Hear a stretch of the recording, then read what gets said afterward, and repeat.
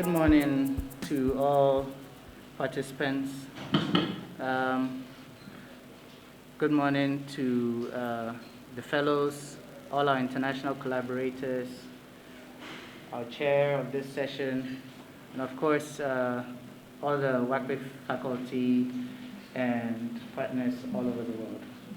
So what I'm going to do here is just basically talk a little bit about COVID-19 in Ghana, and I will intersperse that with a few snapshots of some of the data and the research that we are doing in Ghana, and how the science, we are trying to use science to basically explain COVID-19 in Ghana.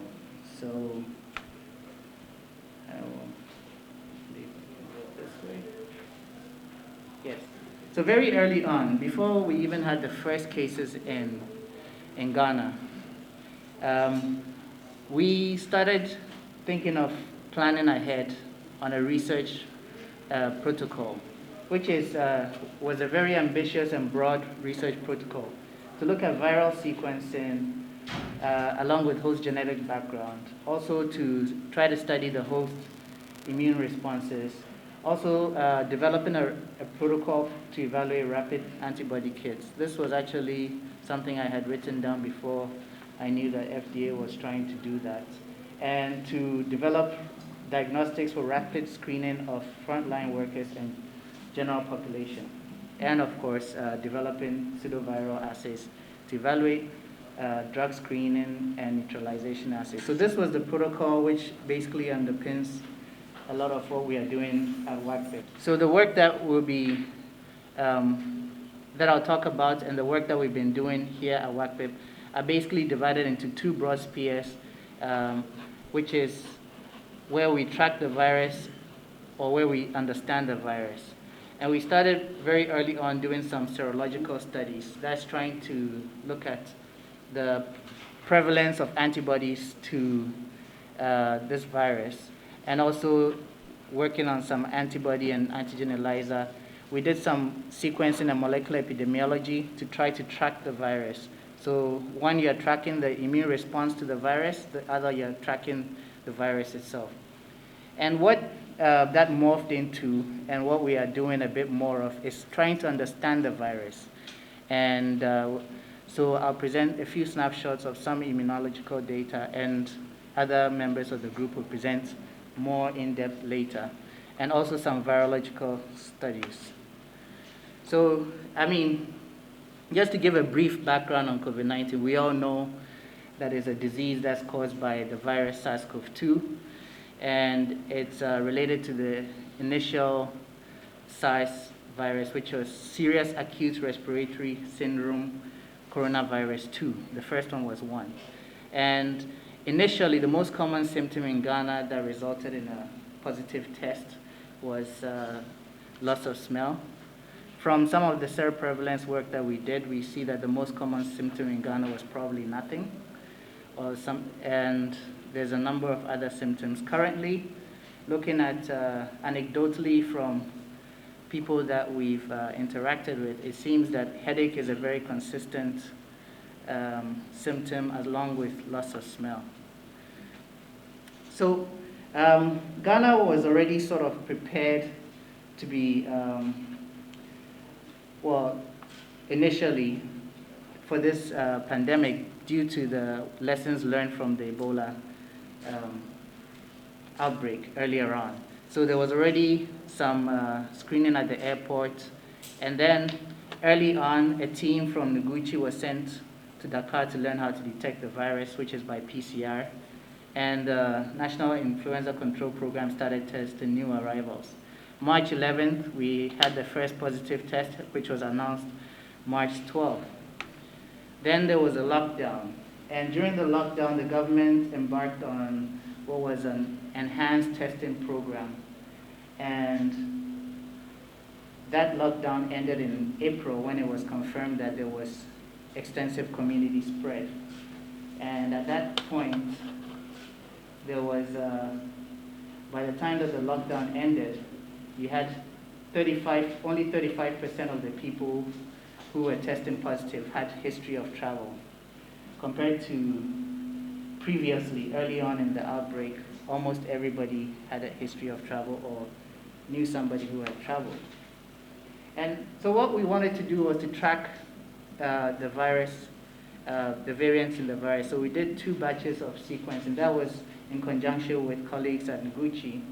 And the first batch included some of the earliest. The first batch included some of the earliest samples that were collected in Ghana, including the first patients. And then the second batch was somewhere in June, which at that point we thought was late in the Ghanaian outbreak. And this was, we published that work. This was the first detailed molecular analysis of SARS-CoV-2, one of the first in Africa. And it's very telling that at that point there were only 5 variants. There were a number of variants. There were only 5 spike variants that we detected, even though there were a number of major variants already circulating around the world. And that led us to believe that the entry of highly evolved variants in Ghana was prevented by the early border closure. And that work showed that there was low level of transmission in the country because we didn't see a high level of mutations. Mutations usually indicate a high level of transmission. And at that time, we didn't have any estimates of prevalence in the country. So we embarked on what ended up being a 7-month seroprevalence study. Initially, in August 2020, we did about 1,305 participants, mostly in Greater Accra region, and we followed this up in December and February. And what we saw in phase 1, which was in August, was that there was quite a high level of seroprevalence in Greater Accra region. I'll just mention that Professor Mutapi talked a little bit on this. We used a similar kit that they used, and we haven't really discussed it, but we had seen that IgM tended to, especially from febrile patients, tended to have some cross-reactivity. So that was something that was is actually written in the pamphlet of the kit. So we were checking temperature to make sure that we weren't including individuals with fever and things like that. And we didn't see a lot of IgM, but that's something that I'm sure that if Prof. Mutapi is online, her group has already looked into that. It's probably something related to febrile patients and maybe potentially malaria. So what we initially saw from our first seroprevalence study was that in Accra, at least, there was a very highly stratified exposure risk to COVID-19, meaning that if you were sampled,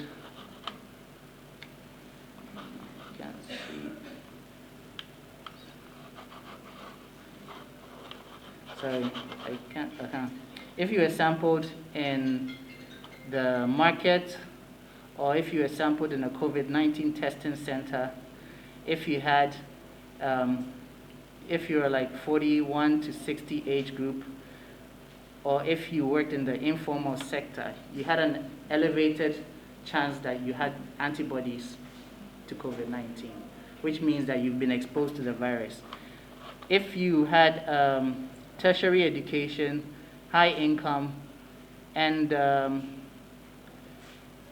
tertiary education, high income, or formal employment, then you had a lower risk of having antibodies to COVID-19. That's shown in this table here. So 9.4 for people sampled in the shopping malls. That represents the higher income bracket, compared to 26.9 people sampled in the markets, representing the lower socioeconomic income. Now, as the pandemic evolved, as the Ghanaian outbreak evolved, we wanted to see whether our seroprevalence results was matching with the clinical results. And what we saw, did I go too far? Yeah. What we saw is that actually, sorry, I think yeah. What we saw is that during our phase 2, I'll go back to that graph in a second. During our phase 2, our wave 2 in Ghana, which was in December going through to February, we actually saw that in the higher socioeconomic brackets, seroprevalence increased from 13% in August to 25% in February. And so that was very reflective of this peak of infections that we were seeing. So it showed that at that point, the level of seroprevalence in the population was so high that that risk stratification was lost, where the higher income earners were no longer having the lowest level of antibodies. That was what we saw from that. And then I'm showing this here. This is from the Ghana Health Service website.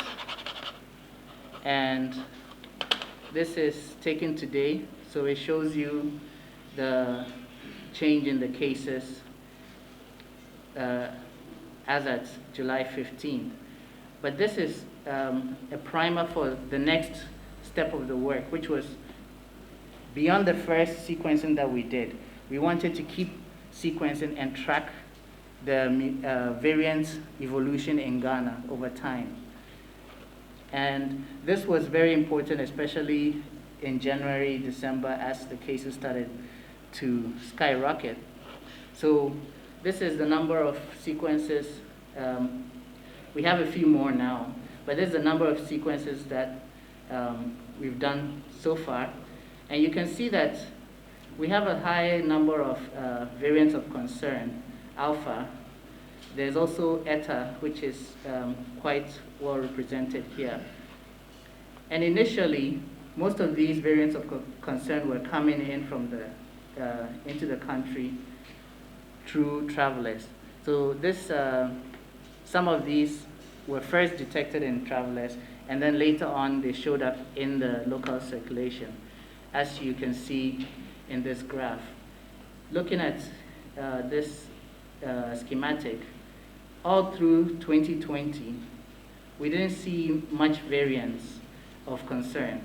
Well, of course, variance of concern was denoted later on, but we didn't see a lot of variants that were going around the world at that time. Mostly it was B1 and A.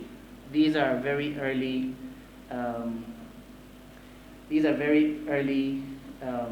variants of COVID-19, which are not that implicated in serious disease or implicated in high-level transmissions.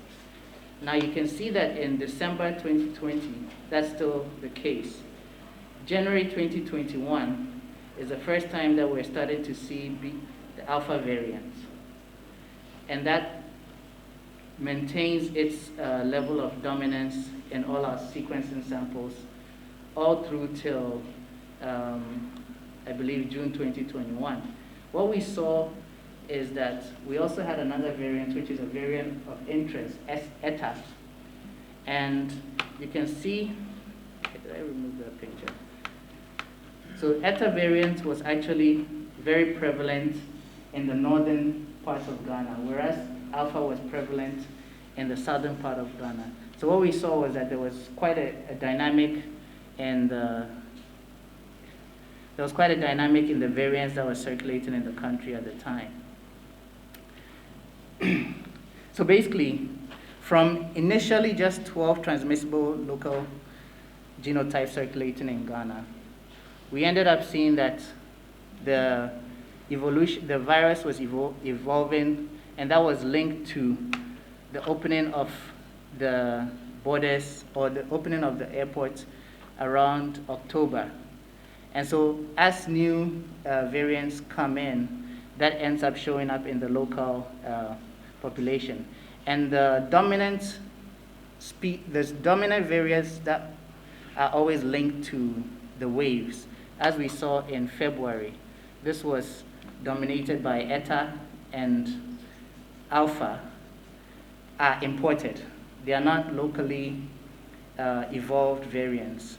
And here in July, well, we're seeing a lot of is actually Delta. Of course, the sample size here is quite small for July, but we have data which actually shows that the proportion of Delta in our symptomatic cases are now even more than what you're seeing here. So we are in the beginning of a third wave, which is now appears to be dominated by Delta, and also this other variant under monitoring, which is the B1.1.318.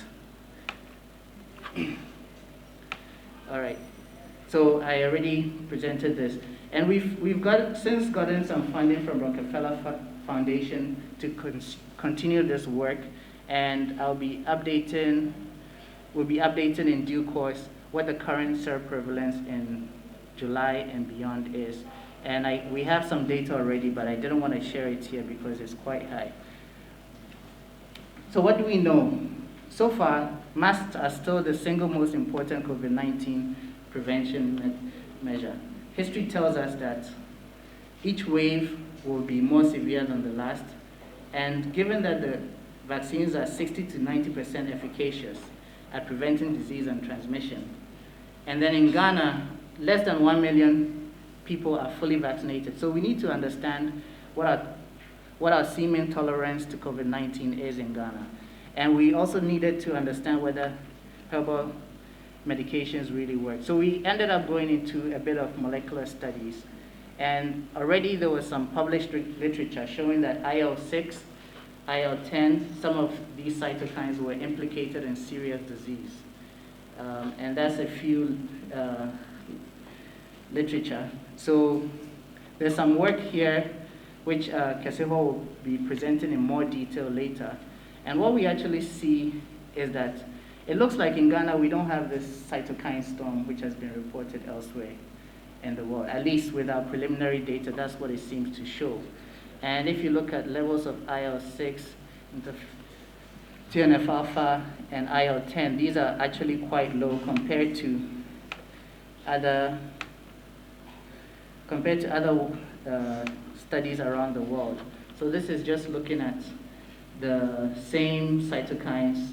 If you look at the levels of IL-6 here, ours are much lower, even in symptomatic patients. And interestingly, we saw eotaxin was very elevated in asymptomatic patients. Eotaxin is a cytokine which seems to be elevated in the lung tissues of asthma patients. And we've seen that asthma patients are somehow refractory to severe COVID-19 disease. So you can visit, or you can listen to Keseho's talk later on, and she's going to go into more detail on that immunology work. And what we've also seen, we did some blood grouping analysis because there was some early data which showed that blood groups might have an impact on COVID-19 severity. And knowing that in Africa, there's a high proportion of blood group O. So Fatima will be presenting this as a poster, but just to give a snapshot to what we're seeing is that there seems to be some association of symptomatic cases with blood group A, and a very strong positive correlation of asymptomatic cases with blood group O. So you can, again, go see Fatima's poster. Then what we wanted to do was to study the virus. To be able to study the virus, you have to develop assays that will allow you to track that interaction. That way you can do neutralization assays, you can screen for inhibitors. And what we developed was an ACE2 overexpressing cell. So we took HEC293 T cells, we looked at their surface level of the expression of ACE2, which is a receptor for the virus. It was quite low. And then we generated constitutively expressing cells which constitutively express the receptor. And you can see that that's the case here. And when you compare the level of ability to infect these cells, you can infect these cells with a pseudovirus which expresses spike protein. And we use this to screen for potential inhibitors. And you can see in the case where an inhibitor is a strong inhibitor and where it's not. So these are some of just some snapshots of the data. Aaron will be talking a bit more on this assay and its application later on. And we also, along the line, evaluated a cheap SARS-CoV-2 antigen ELISA, which when we costed it, you could do a test at less than 1 pound per sample.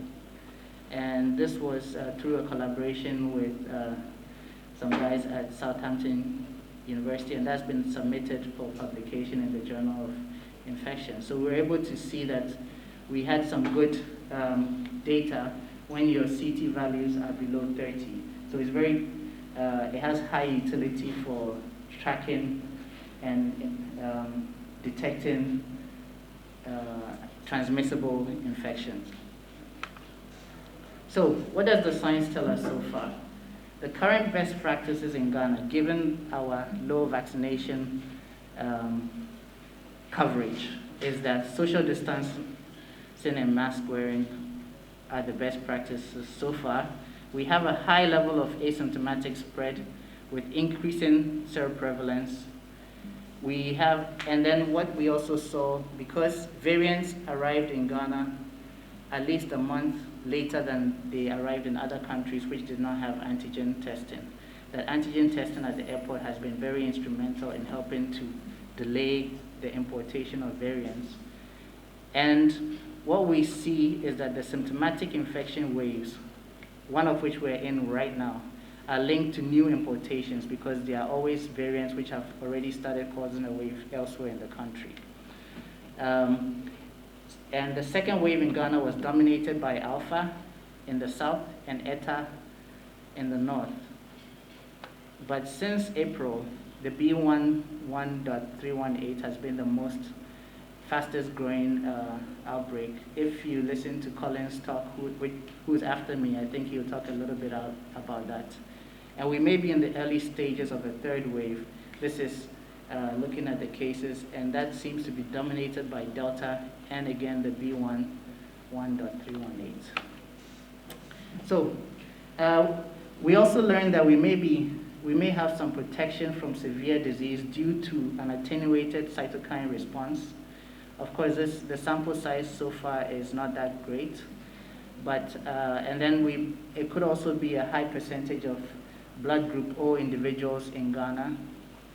And take-home message is that we have shown an ability to create and evaluate tools for testing and discovery in Ghana. We have also created the ability to make our own reagents for cheap testing and make the SARS-CoV-2 antigen here in Ghana.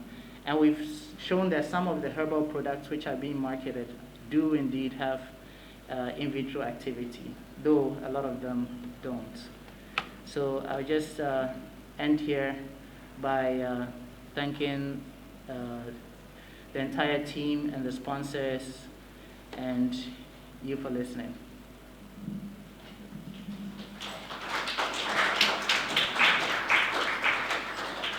Thank you, Dr. Fashi. Take the questions at the end of the presentation. So we now invite Collins, one of our fellows,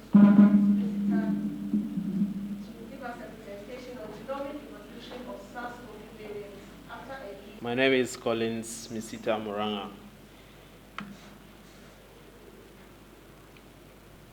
There has been more than 800 deaths in Ghana and about 4 million deaths worldwide. And the reason is that since last year, after the outbreak of COVID-19, the virus has been changing rapidly, and you can see between last year to maybe December 2021, you had about viruses with about 30 mutations. And this has quickly changed to about viruses with more than 40 mutations within a span of 6 months. And this is a substitution rate of about 25 substitutions a year. And this has contributed to the surge of new variants with high levels of transmissibility, virulence, pathogenicity, and some have risk of immune escape. and sometimes some of them cause disease severity and death. And the UN Health Agency has come up with Greek alphabets,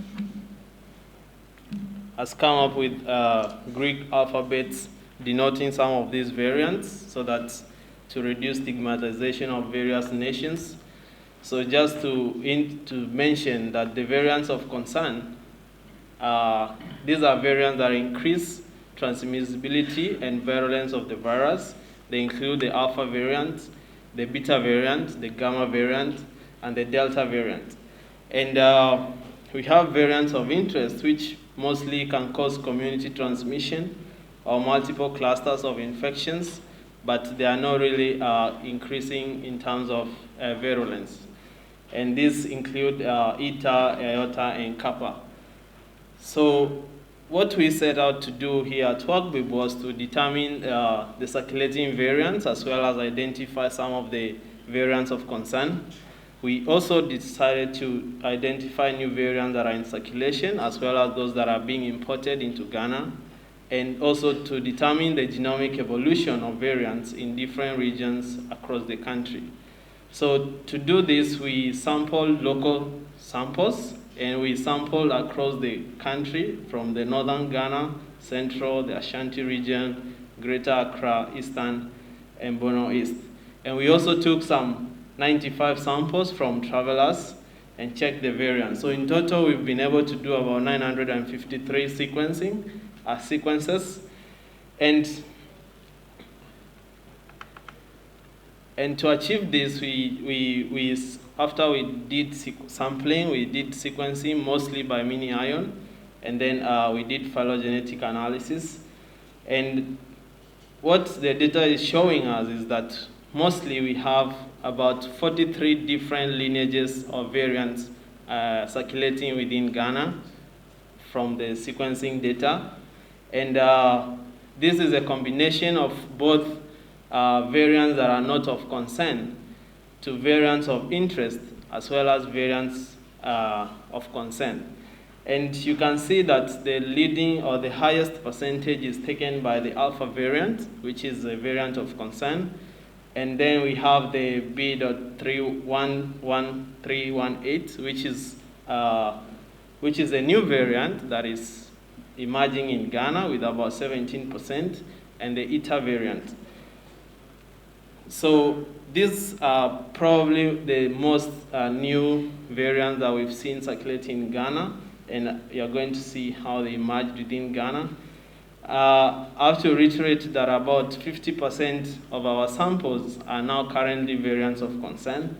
And you can see that if you sample only the 2020 samples, whereby we had about 167 samples, we didn't have a lot of variants of concern or variants of interest. At least the top proportions of variants that were circulating was the B.111, which was highest across all regions within Ghana. This is from the Ashanti to Western region.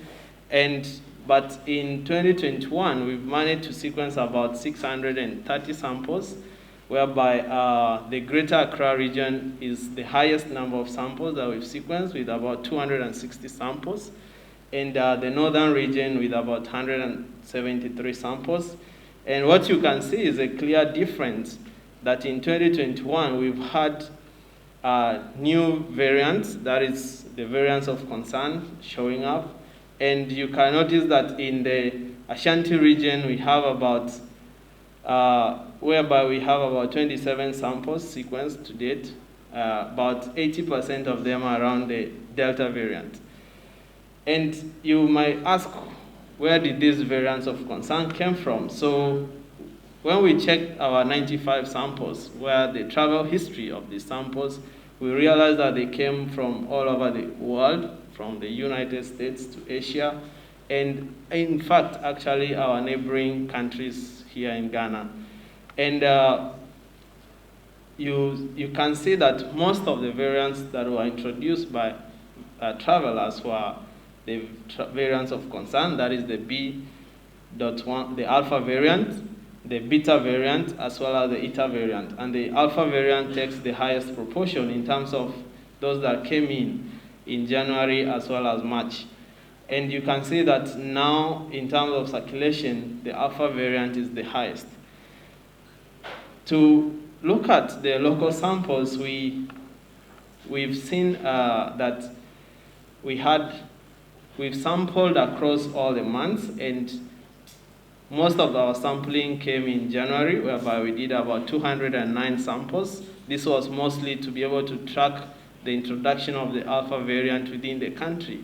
And in May, we have also been able to sequence, at least in 2021, we've managed to sequence more than 50 samples every month. And you can see that there is a transition in terms of variants. And to clearly be able to see this is that out of these 858 samples, you can see that within 2020, we had the B.11 variant, which was circulating the most. And then it quickly dropped around December. And you can guess why this happened. It's probably because people came in for December holidays and they introduced this alpha variant. And the B.117 alpha variant took over and started circulating, and it dominated between January to April, where it has quickly fallen off. And we have a different variant that has dominated since March, and it's been increasing till June. We haven't done so many samples in July. It's only about 9 samples, and maybe that's why we are seeing the shift. But the Delta variant looks like most of the samples that we sequenced in July has the highest proportion. And if we zoom into Greater Accra, which has the highest number of the B.11318 variant, you can see that out of the 284 samples that are from Accra, the 318 is the highest between February to July. And the question is why? Why is this variant being highly transmissible within Ghana?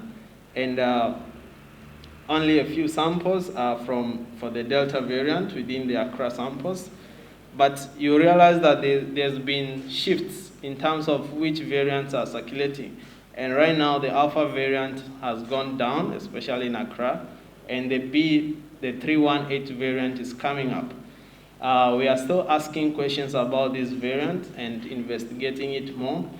And I would like to summarize by saying that the local transmission was initially dominated by the B.11 lineage until the emergence of the SARS-CoV-2 variants of concern. And transmission in the northern region was dominated mainly by the variant of interest, Eta. And the Delta variant, which was first detected in May in Ghana, is now leading in July, as we've seen. And air travelers were mostly the major source of variants of concern entering the country. I mean, that's not to say that other ports were also involved in the introduction of these variants of concern. And there are many unique variants within Ghana. As I mentioned, we have about 43 different lineages circulating, and which can indicate that there's an ongoing transmissions and potentially locally seeded outbreaks, such as what we've seen with the B.318 variant. And what we intend to do now is to sequence more samples so that we can track new and emerging variants from different regions, and also to determine whether these variants are of concern or of interest. And also we can continue to liaise with the government in providing real-time information as a research center to influence policy. I would like to acknowledge the different institutions that we've been able to get the samples from, and this is all the way from Accra to Kintampo to Nabrongo, all the samples that we've been able to sequence. We acknowledge those labs for providing the samples. We also would like to acknowledge the funders, and then thank you very much. Thank you, Peter. Thank you, Collins, for a very good presentation. This is an example of what the senior members and the students do here at WACCBIP. We have time for a few questions.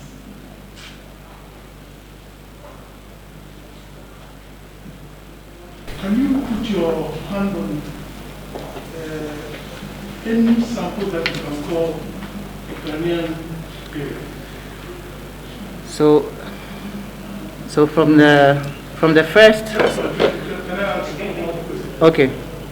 And then you also said before the first report of conflict in Ghana, you had planned to do studies of virus and then RGGs and others. Yeah. I'm wondering, I know you are not a prophet, but I'm wondering whether you had an idea, a hint of the coming conflict, and that informed you of Okay. that plan to study viruses and Okay. Thank you. Okay. So I think most of the variants that we've seen have mutations that have been reported elsewhere. I think in the very first round of sequencing that we did, which was when the borders were closed, it looked like some of the mutations that we detected in those rounds had not been reported elsewhere. Currently, right now, it's very hard to say whether, because as Colin said, if you look at the mutational background of some of the variants, some of the combinations seem unique, but we can't say for sure whether if it's locally grown. I think Collins can speak a little bit to that too, because they have the same, what we are seeing is it's an E484 mutation. They have the same sort of cocktail of mutations.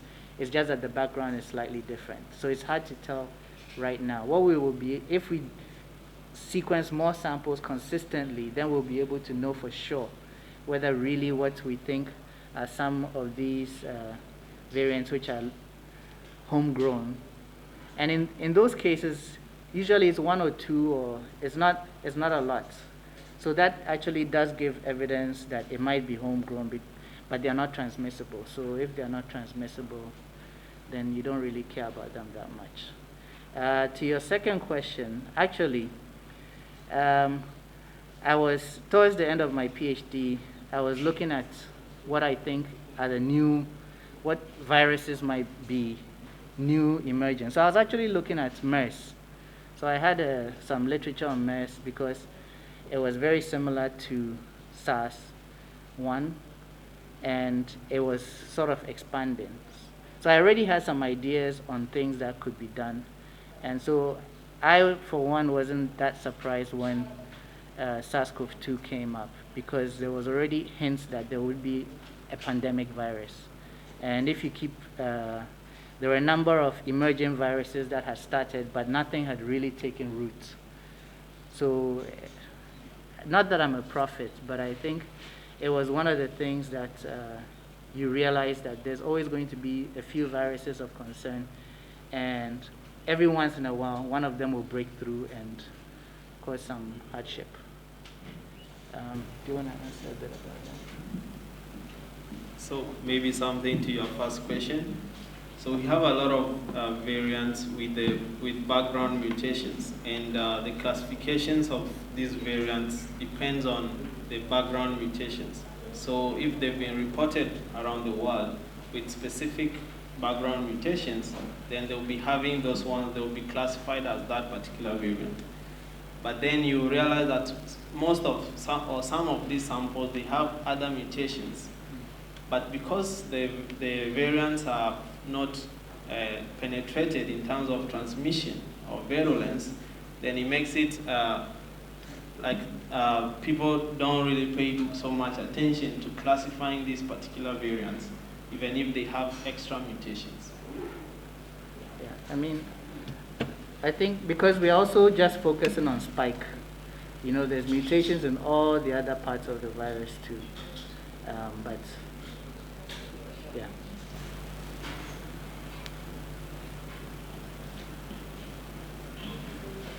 Thank you. My question actually goes to Mr. Peter question. And it's on your sample, that data gathering Mm-hmm. sampling strategy. I don't know if I got you right, but the population sample from market, shopping malls, and Yes. also you mentioned the people employed and unemployed, right? Mm-hmm. I wish that by sampling people from marketplaces and malls, we went ahead to also do that for people who work in offices, schools, and that would give a fair comparison with regards to the place of work. Okay, so then you're talking about employment here. yes. Except that you tie employment to something else that you think would be the reasons for influencing the prevalent rate. I don't really see how employment, somebody being employed or not being employed, can affect the chance of getting employed. Okay. Can you explain that? Okay. Thanks. Can you please hold on? We are running out of time, so Okay. please can we take every question? Please, the question should be short, and there's also a hand here Okay. on the veteran. So when we get the very question that is Okay. responding, should we please? Yeah. So, yeah, my question goes to colleagues. So, what informed your decision to name VOC and VOR? Okay. Thanks for the first question. So basically, the institutional sampling is one of the strategies that we want to use now. When we started, we wanted to get a good sample size, a snapshot of the population. And we thought that sampling in marketplaces and sampling in malls, you're going to get a good snapshot of the general population because people go to the markets and people go to the malls, but it's not necessarily the same people who go to these places. And then alongside our testing, we also deploy a questionnaire, which asks them about employment, about, there were many questions. So once you get that data, then we basically did regression analysis of the positivity linked to the answers of those questionnaires. And what we saw was actually quite striking when we saw it, that having, like I said, informal employment was very strongly correlated with having a high positivity rate. And when you actually think about it, especially people in the market tend to take trotro. You know, especially when we did this was in August when we first started. They take trotro. They don't have the ability to necessarily protect themselves. And alongside that time, Ghana Health Service had done a survey which was showing that about 40% of the population had a mask with the intent to wear it, right? And then when you go to the malls were the population that were actually sampled at the malls, if you look at their education, were mostly degree holders, had higher income, and they were, when you think about it, they are more likely to protect themselves because they have the ability to drive their car to the mall and not necessarily be exposed in the environment. So those were the things that we observed. It's not something that we expected to observe, but that's what the data told us. I don't know if that answers your question. I think the conversation will continue during lunch. I think you have a question to ask. Yes. Please, can you Okay. So in terms of a variant of concern, is basically a variant that increases transmission or transmissibility of the virus, as well as virulence. Virulence in terms of more people falling severely sick, and if some even dying. And the variant of interest is a variant that is localized with, let's say, clusters of outbreaks, but does not increase transmission to even other populations, as well as is not severe, does not cause severe illness. But there are more people having that particular variant, then we just call it variant of interest. Oh, and it's designated by WHO. Yeah, he's saying that they are actually designated by WHO. Yes. Okay, so there's a question here before you go from someone online. Asking whether the Delta variant, the increase of the Delta variant is as a result of transmissibility of the variant or a combination of the extant immunization and prevention practices or both. I believe it's because of transmissibility. I didn't hear that. They are all right. Please say it so they hear. Okay. So the data so far shows from all around the world that it's a transmissibility issue. I didn't hear the second part of the question actually. But He's asking whether it's more like relaxation of our preventive. oh, okay. I mean, regardless of what variant it is, if you relax the protocols, transmissions will go up. Thank you very much, for the presentation. I just want to say that he says we should wear our masks. That is the sure way of working against this COVID. Some of us are saying we have taken the vaccine. You have taken, your brother, your sister has not taken. So you may not be severely ill, but if you pass it on to someone who has not taken the vaccine, the person may die. So please, let's keep our masks on. Thank you for joining us for this session.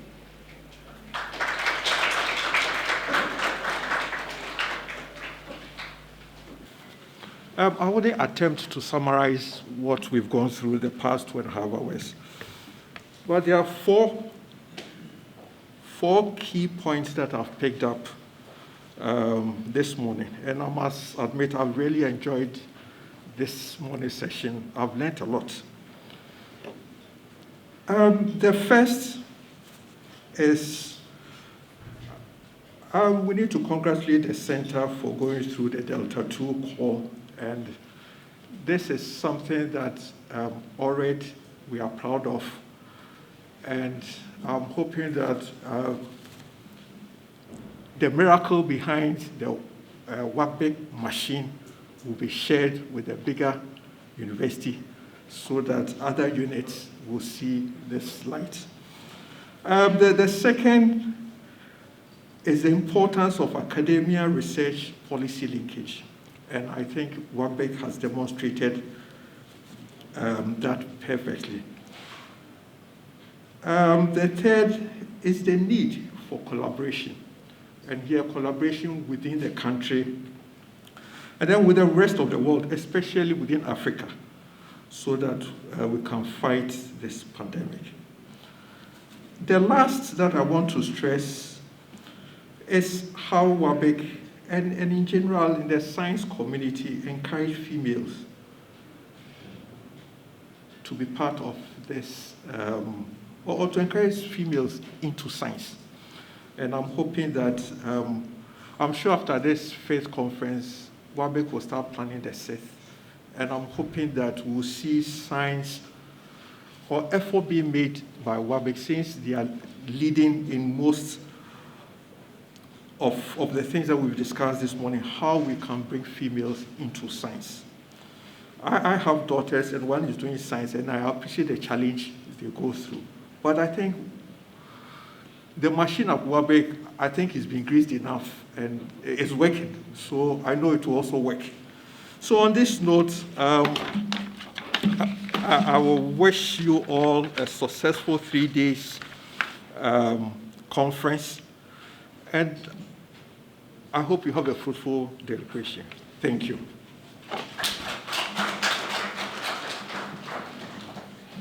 Thank you very much, Professor Asante, our Provost for Research. All right, so we've come to the end of the opening ceremony.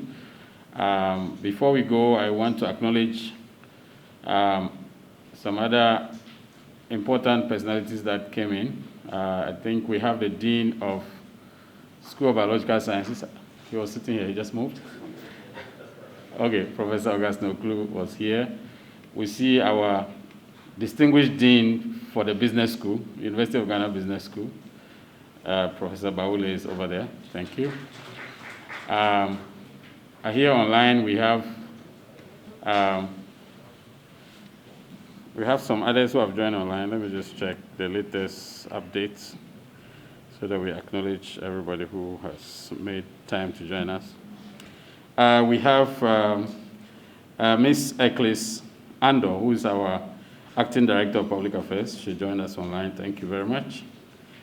We have Professor Lamte from the University of Ghana Medical School who joined us online. Thank you.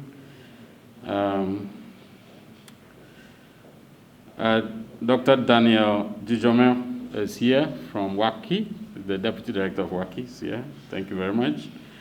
Our College Secretary, Mr. Emmanuel Bedu is here. He's a strong supporter of WACCBIP. Thank you very much.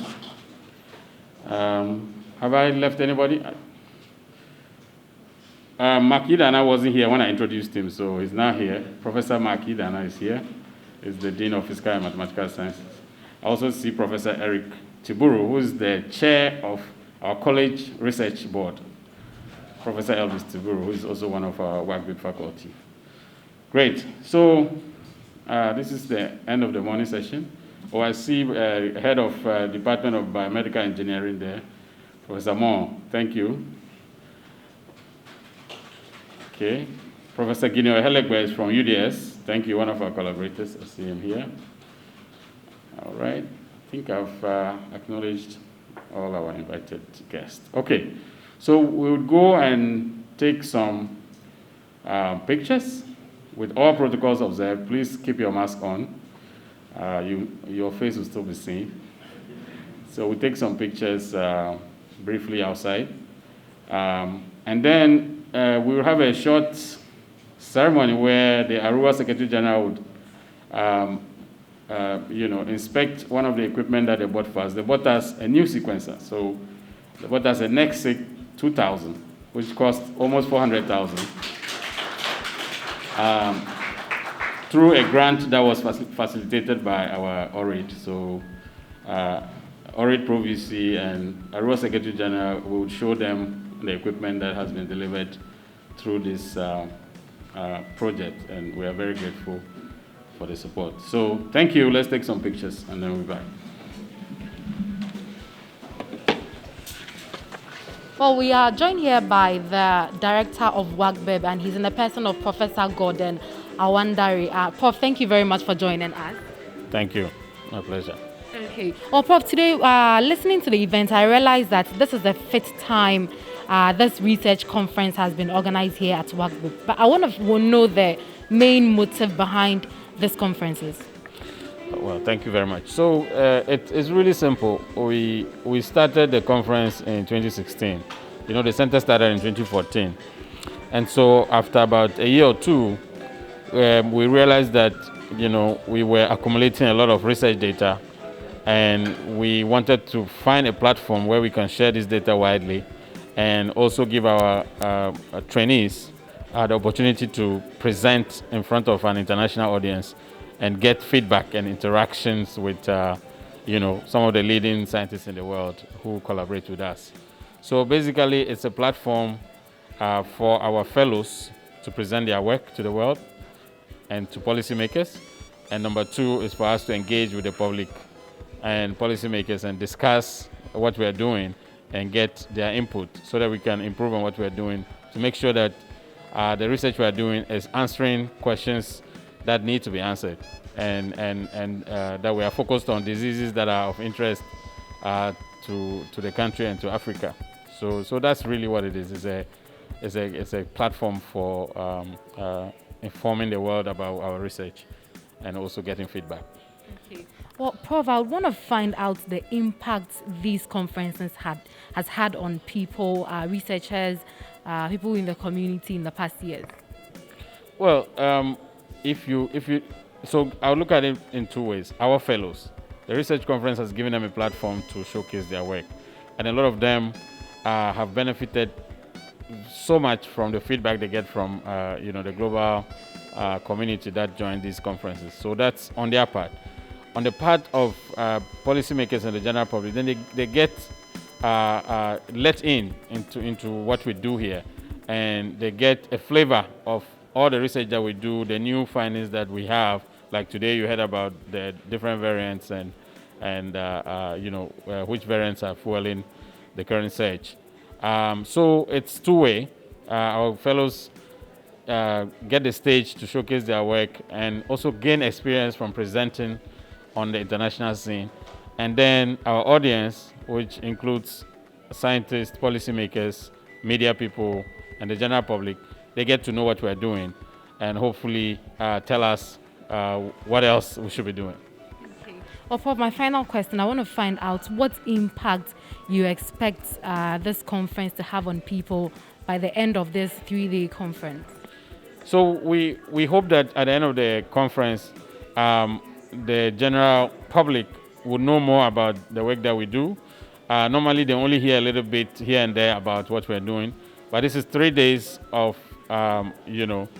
presentations and a heavy schedule to basically put more meat on the bone and showcase the details of what we do and what all that means for our health and for our communities.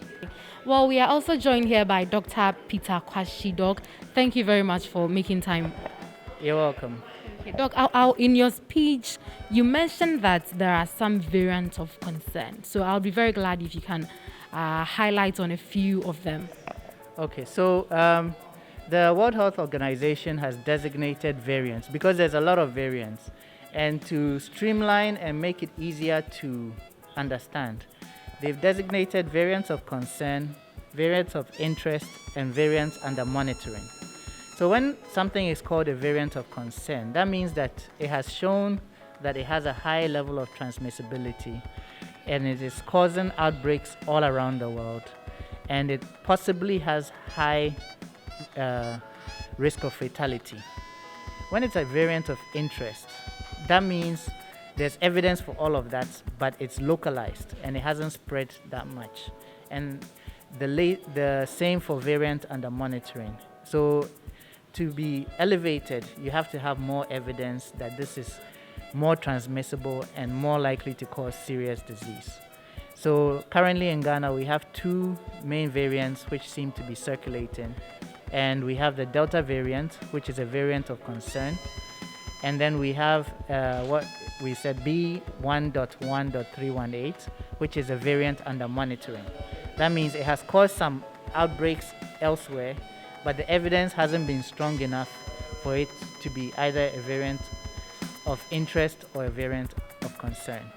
Okay. Well, Doc, I'm very glad you mentioned the Delta variant. Can you please let us know the symptoms for this variant? Because certain research out there says the symptoms are different from the previous variants that we experienced.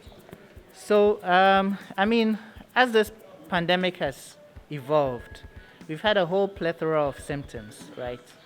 And most of them are sort of related to cold symptoms.